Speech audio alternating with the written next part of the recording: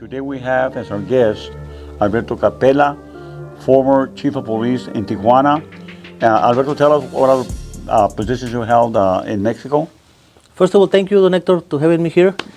Well, I am the former chief of police in Tijuana 2 times, and former chief of the state in Morelos, who is a state in the center near of Mexico City, and in the south of the country in the state of Quintana Roo, where is Cancun, Playa del Carmen, Tulum, and all that important tourist areas of Mexico.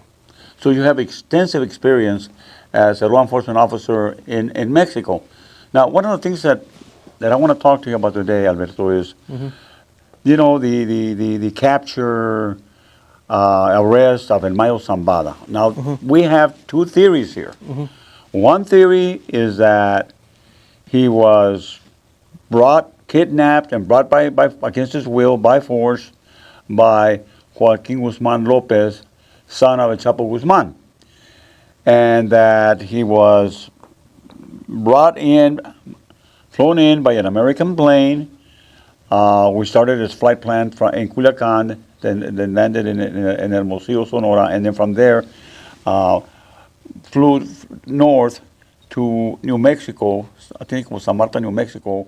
That El Mayo Zambada made a deal with the U.S. government that he wanted to basically come in and turn himself in and work out a deal where he would testify against former presidents, more than one, governors, and other corrupt Mexican government officials. Now, I, as a former DEA agent, and having been involved in black operations with the CIA and the DEA, kidnappings and all sort of stuff, I can't believe that he was actually kidnapped. And I'm going to tell you why, Alberto. The reason that I don't subscribe to the theory that he was kidnapped and all this other stuff is because, if you recall, the attorney for Mayo Zambada wrote a letter, or Mayo Zambada wrote a letter through his attorney that he was kidnapped. Okay?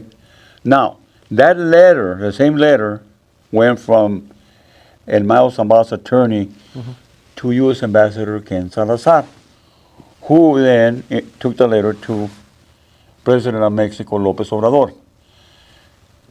The situation is this, is that when López Obrador supposedly got a letter generated by Mayo Zambada that he was kidnapped, why didn't the ambassador give up the name of the pilot? Because if he was kidnapped, then the pilot that flew the plane in which El Mayo was transported to the U.S. is a kidnapper.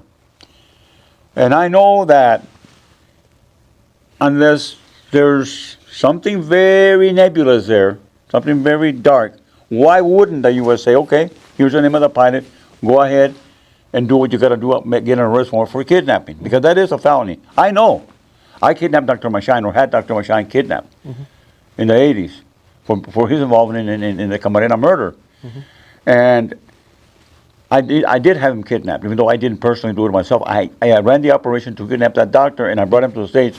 And immediately, when it came out that I had been the intellectual author of the kidnapping, Mexico got a warrant for my arrest. I had an arrest warrant on me in Mexico for 20 years. Okay? So it doesn't, I can't believe that if it was a real kidnapping, that the U.S. would not give up the name of the pilot that kidnapped him, or at least flew the plane. And also an arrest warrant for kidnapping on Joaquin Guzman Lopez, El Chapo's son. So therefore, you're an expert and you have a lot of experience, and I know you've investigated and looked into this matter. What is your opinion happened here? Well, first of all, when the kidnap, the arrest of the deal happened, because I said that three theories: the arrest, who that could happen to. U.S. agents in Culiacan went without the approval of the Mexican government, and they made some arrests, and with the help of the son of El Chapo Guzman, and then he took them and put it in the plane, and happened what you and all the public know. The second one is the deal. And the third one is the kidnap of Joaquin Guzman Lopez, the son of El Chapo Guzman. Let's evaluate the last two, because they are going to be the most important theories. And immediately, I don't know, 48 hours after he been arrested in El Paso, his lawyer sent a letter from El Mayo Zambada, and the letter says, well, I've been kidnapped from Joaquin Guzman Lopez. I am worried about the situation of my bodyguards, and I ask to all the people in Sinaloa, to all my people in Culiacan, to not get a fight because this situation. That's maybe the synthesis of the letter. The gist of the letter, Yeah. yes, okay.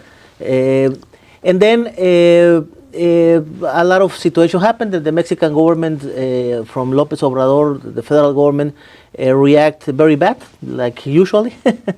And they, at the next day, they saying, well, they are surprised about what's going on, that they don't know nothing about the arrest of the kidnap of El Mayo Zambada.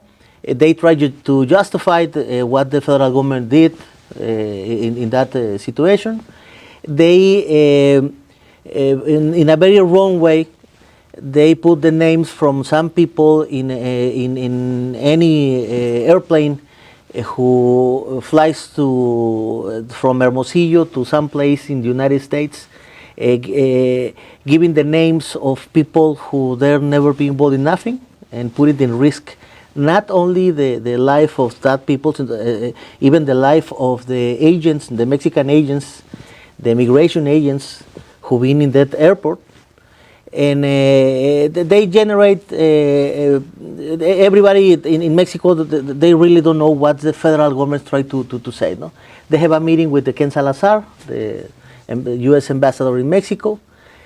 And then the Presidente López Obrador say, I am worried about the situation. I'm not agree what's going on. I'm not agree in the involvement of the U.S. government in Mexico. And then they start to support that letter, saying they disagree, and they are going to investigate the kidnapping of El Mayo Zambada from the children from Joaquin López Guzman, and all that criminal side of the cartel of Sinaloa. And after that, that's been the first theory, and what the U.S. government and the Mexican government are investigating, no? the kidnap of El Mayo Zambada. The people who are involved in some departments of police or some federal authorities or agencies, we thought, well, this is a deal.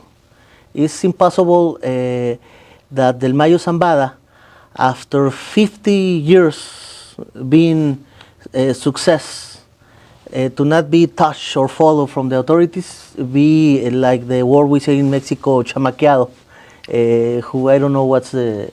Tricked. Yeah, He was tricked yeah, by a young guy. Yeah, from a young guy like Joaquin Lopez. Thank you, yes. Yeah, Joaquin Guzman Lopez. And we thought at that moment maybe the negotiation has a lot of support, because the health of El Mayo Zambada, because his worries about the safety of his family when he's gone or died, and about his money and all the things he do. Maybe he has a area of opportunity to clean some of her business, his business, and left the money to his kids, or I don't know. So that's has a lot of elements to say, well, that's the real situation who happened. But on the time, and because what is going on in the court in New York right now, maybe the kidnapping is real too, maybe.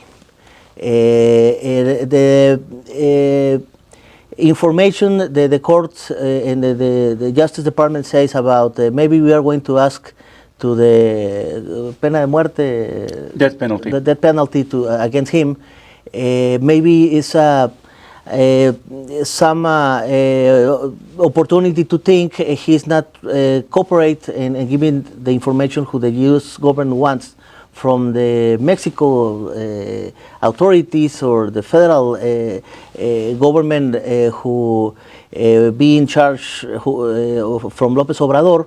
Remember, López Obrador made that stupid political idea to hacks and not bullets. So I'm not going to, between the 2018 through 2024, they never fight the cartels in Mexico. May I interrupt? That is true. When López Obrador became president, he flew into Badiraguato, Sinaloa numerous times.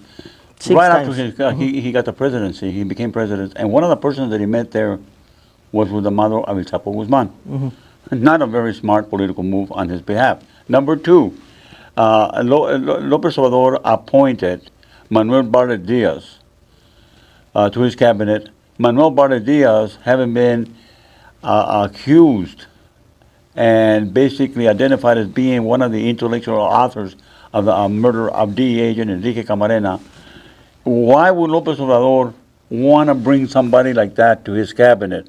Somebody that had been exposed as a narcopolitico, that had been involved in Kiki's murder and other murderers and other bad situations. And you know, you're from Mexico. This man does not have a good reputation, other than the fact that he was the one that brought Mayo Zambada to López Obrador, who allegedly provided most of the funds to López Obrador's campaign. Now, as an experienced agent that I am, and going back to the 80s and 90s when Kiki Camarena was kidnapped, tortured, and murdered, I was the lead investigator on that investigation. And I do know that Manuel Barlet Diaz had attended numerous pre-abduction meetings with also CIA, American CIA folks over here, and other gentlemen from the NSC, National Security Council, because at the time they were trying to get Mexico to cooperate in transshipping weapons from Mexico to the Contras in Nicaragua, and that the CIA had also become involved in drug trafficking to get money to fund the war in the Contras in Nicaragua, because Congress, through the Bolden Amendment, had basically reneged on getting involved militarily nor financially with supporting the Contras back then. Why? Because we had just come out of Vietnam and we had lost the war in Vietnam. And Congress felt that the American people were not ready to become engaged in another war right after the Vietnam War. So therefore, it was brought out in numerous trials that Manuel Barlet Diaz, when he was then Secretary of Government, had attended pre-abduction meetings discussing and planning the kidnap and torture and interrogation of Enrique Camarena. So with that, you know, we have to suspect that López Obrador was highly, highly compromised with the cartels, and by him making that idiotic statement that he was going to combat the drug lords with abrazos, hugs, not balazos.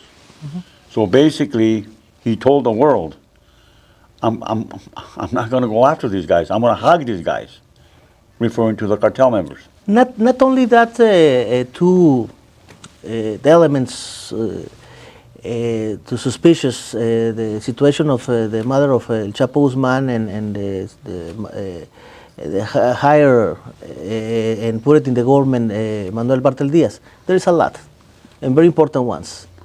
The other one is disappear in a very close time the federal police and create the Guardia Nacional or the National Guard. Right. Okay, he disappeared 20 years of training police officers in Mexico City with millions and millions of dollars invest in 20 years. 40,000 police officers fired. And 7 divisions of the federal police, 3 of that divisions very close involved in follow and prosecute and investigate higher criminals, especially the narcotraficantes in Mexico. Okay, so that's one of the huge problems. I was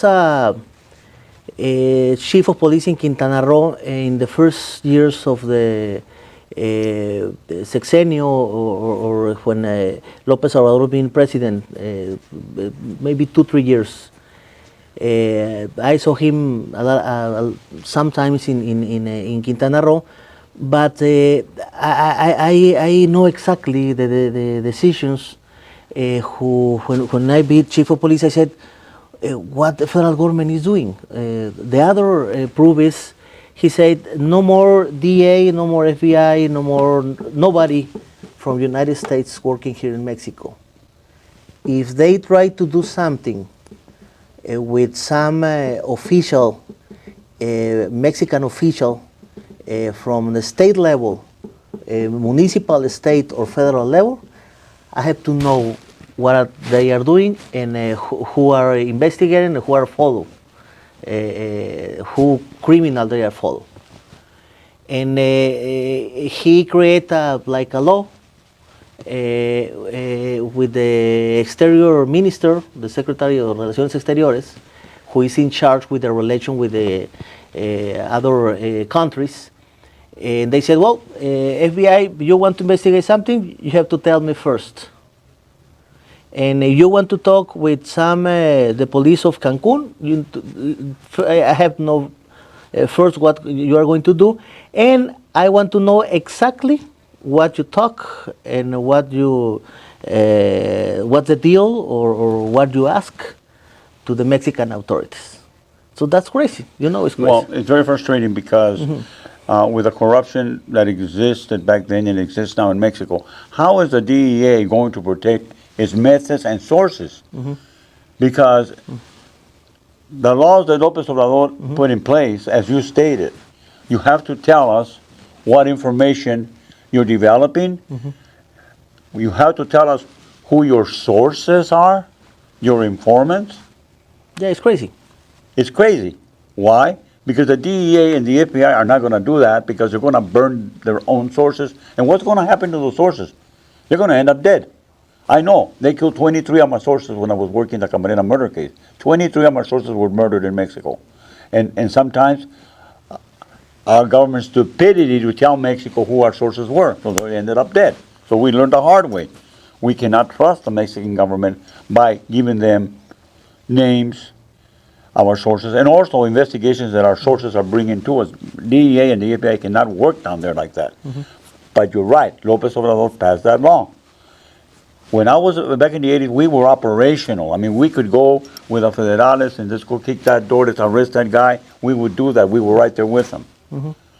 That's why we didn't have too many Anglo DEA agents in Mexico, because when I was working for the federales making arrests, I would tell everybody I was a judicial federal. I spoke Spanish fluently, as you know, I speak Spanish fluently, so therefore nobody knew I was with DEA. But I was right there making the arrests, making the seizures, which avoided a lot of corruption, because if we hit a house in Mexico and there was 5 million there, the first thing the comandante wanted to do was turn in half of it and keep half of it for himself. But they couldn't do it when we were there, because we were eyes and ears for the government. So what has been created now is the castrating, I would say, castrating the FBI and the DEA from conducting any type of real investigations in Mexico. And how do they protect their sources when they have to turn their sources over into the Mexican government officials, who, as you know, are very corrupt? So it basically has made the investigative functions of the DEA and the FBI in Mexico useless. Yeah, well, there is some examples. I have more examples about what happened after the 2018 government. The other is in the morning conference of the presidency, named the Mañaneras. He said no less than 100 times something who is very important, who from the people, the army, the police officers, the chief of the police who are working in the streets. He said, well, we are not going to resolve nothing if we arrest the heads of the criminal organizations. And everybody say, what? Yeah, we are not going to resolve nothing. So everybody understand, okay, we are not going to do that because the president says we are not going to resolve nothing. So why we took the risk to do that, where my family or myself or my colleagues can be killed, because the dangers of who are these people, and he starts sending that message to say everybody, the army, the marine, the FGR, who is the AG in Mexico, and to the local authorities, the governors, don't follow the criminals, don't follow the heads of the organizations. We are not going to resolve nothing. Let's try to go to the he said that the causas, what generates, what is the problem, because the people is poor and why the people consume drugs. So let's try to resolve that, but not follow the criminals.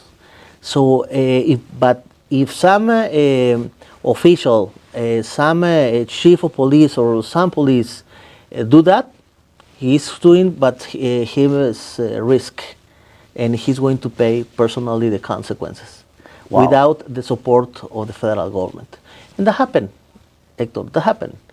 So that's why the country we have right now, 6 years after that very bad decision, the violence in a lot of countries. When Felipe Calderón arrives to the presidency, he has, because the work of Vicente Fox, 5 states with huge problems of violence. 6 years after, when Felipe Calderón left the presidency, he left 10 states with problems. When Enrique Peña Nieto left the presidency in 2018, he left 18 states with problems of violence. López Obrador left 30. 30? Yeah. Wow. Only Yucatan and Tlaxcala could be out of the huge influence of the 175 crime organizations who we have in Mexico. Everybody here in the United States know about the Cartel de Jalisco, Cartel de Sinaloa, but who maybe they have a presence, the first one in 28 states and the second one of the Sinaloa in 24 in Mexico. But we have a lot of little groups with a lot of force, with a huge influence, criminal influence, in 1 or 2 states, doing everything: extortion, kidnappings, of course the drugs, a lot of new criminal areas productive for them, like the huachicol. Maybe in the United States they are not familiar about what the huachicol means. Huachicol is the stolen of the gas, the gasoline, and that's incredible. It's like the level of the narcotráfico, the money Right. they made, and that's why the problem in Guanajuato and Querétaro, the violence in Guanajuato and Querétaro is not for the narcotráfico, it's for the huachicol. So like that, and like cybernetic crimes, who are huge too, the frauds, the robbery in the freeways in Mexico. So this is crazy right now. So What are your thoughts How about the United States? Now, Donald Trump has been very clear that he's going to declare the cartels, Mexican cartels, um, terror organizations. No. Okay? But here's the thing. They are terrorist organizations because everything that Hamas does is kidnap people, dismember people, or kill babies, all of that. Hamas and the other terrorist organizations, they do that.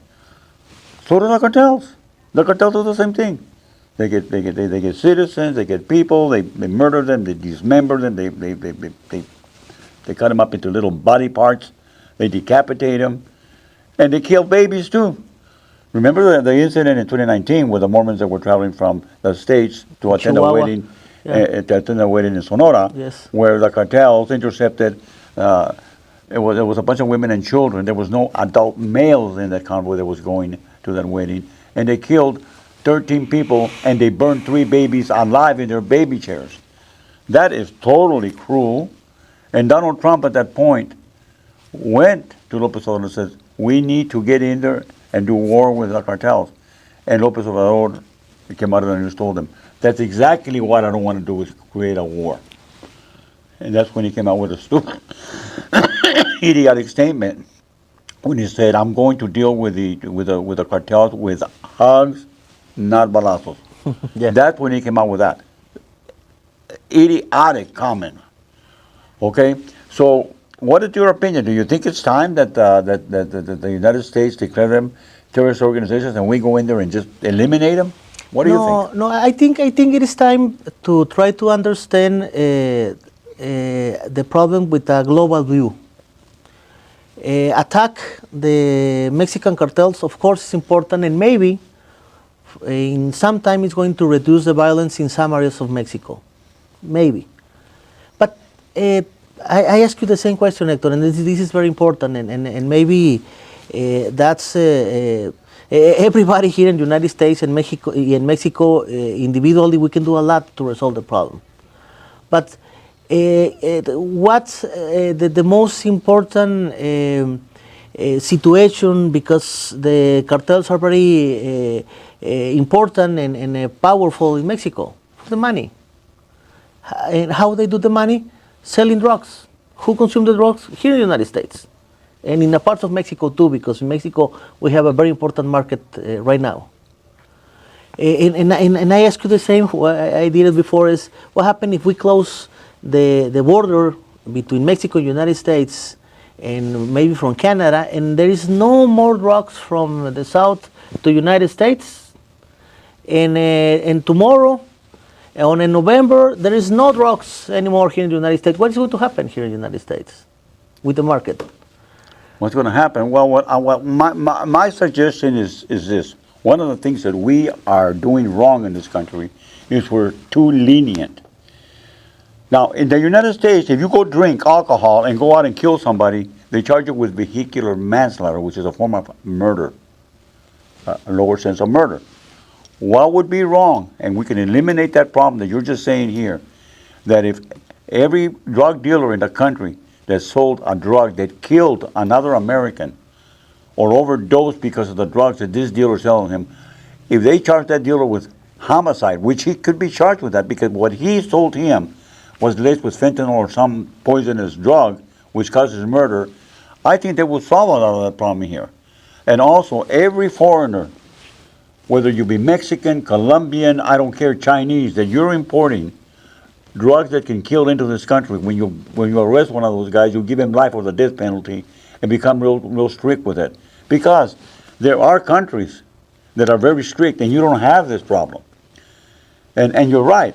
Yeah, law enforcement is not the only tool we can use. We can use education. But I think that they're playing political football, and we have corruption on this side, and people on this side are also getting money to let all these drugs come through. We're not serious about combating drugs, not only in the United States, but also in Mexico. If Mexico would go after somebody like El Mayo Zambada that's distributing all this poison throughout the world, and gave him a life imprisonment because the death penalty doesn't exist in Mexico like it does here, and gave him life, and be serious about it, you don't get out. That's it, you're done.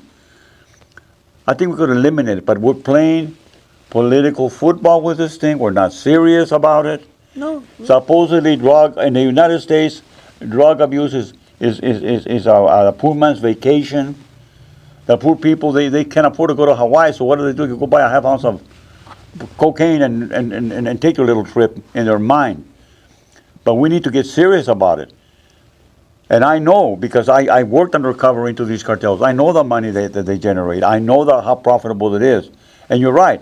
They have the power that they have because they have the money, and they can go buy a president, they can go buy a governor, they can go buy a general, and until Mexico stops that. And every general that gets caught protecting a cartel member goes to prison for life. That'll stop it. But no, they arrest a general over here, and then they complain in Mexico, you arrested General Cifuentes, please. Turn him back. We want to try him in this country. And we know what that never happens. They give him back to Mexico. They treat him like a king. The same thing with Alvarez Machan when he went back to Mexico. He was taken back by the president of jail from Mexico. Hundreds of people were there. Welcome home like he's some kind of hero. Mm-hmm. And stop glamorizing also. I don't know, this is what I feel. Stop glamorizing these narcos by making them narco corridos. Any band that is paid by a narco to make a big song of his and glorify him, that band should be arrested. I am 100% sure if, first of all, I think any candidate, whatever name it is, who say, well, we are going to go against the cartels and we are going to kill them, and the problem is done, is wrong. That's a marketing, a politics marketing, okay? It's not work like that. Because if that happened, of course, they are going to kill Nemesio Ceguera, or maybe the Santos El Mayo and Chapo, or whatever they. And in 2 weeks, there is a new heads of a new cartel who are going to born, because here in the United States need urgently suppliers. And the problem is going to be exactly the same. So why I said we need to understand this problem globally, not only in United States, not only in Mexico, Central America, and South America. We need like NAFTA to understand the economy different. Well, we need to understand these violence problems, this health problem, because it's a health problem in the United States that consumes drugs. And try to do something. And if we are not going to resolve the huge problem the drugs generates in all these countries, in 6 years, or in 4 and 6 and 10, we need the view of at least 2 decades, 20 years, 15 years at least. And everybody has to do something. Mexico has to reduce the violence. Mexico has to, first of all, we need to have a different view of the justice in Mexico. We need to understand the power of the Mexican government is huge. No, any cartel or all the cartels together, they can't fight the force of the Mexican government. No, they can't, and I agree with you there. So we need the political will, the real political will. Because the real problem in Mexico in the last 30 years is the problem of the security, the safety, the security, and the justice of the Mexican people is kidnapping from the political interests of the parties and the politicians in Mexico, unfortunately, and that's why we are in this, unfortunately, problem of violence, who kill at least 90 people every day. And I agree, Alberto, because I firmly believe that the number one priority of any government is the security and protection of its citizens. And it's the full responsibility. And that's not happening here in the United States, and it's not happening in Mexico. Anyway, we're running out of time, so we're going to sit down and do another one here. Of course, thank you. In a week or so. Thank you for being here. It's been a real pleasure, and I've learned a lot from you today, Alberto. Thank you so much. Thank you very much. Sorry for the Spanish English, but we tried.